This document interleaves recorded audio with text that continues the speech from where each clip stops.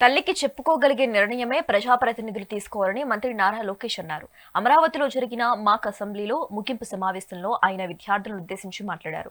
అసెంబ్లీలో చర్చలు వాస్తవాలు సాగాలి కానీ ప్రెస్టేషన్తో కాదన్నారు. ఆవేశాలు ఎమోషన్లను నియంత్రించుకుంటేనే ప్రజాస్వామ్యాన్ని కాపాడగలమన్నారు. కేవలం ఈ ఏడాదికే పరిమితం చేయకుండా ప్రతి ఏడాది మాక్ అసెంబ్లీని కొనసాగిస్తామన్నారు. మహిళలను కించపరిచే మాటలు లేకుండా విద్యార్థి నుంచి నైతిక విలువలను అలవర్చుకోవాలన్నారు. ఎక్కడైతే స్త్రీ సంతోషంగా ఉంటుందో అక్కడ సుఖ సంతోషాలు ఉంటాయన్నారు. మాక్ అసెంబ్లీకి రావటానికి 7 లక్షల మంది విద్యార్థులు పోటీపడటం ఆనందంగా ఉందన్నారు. నన్ను ఇబ్బంది పెడతారు నాకు తెలిసే ఈ రాజ్యాంగం పట్టుకుని నేను నడిచా.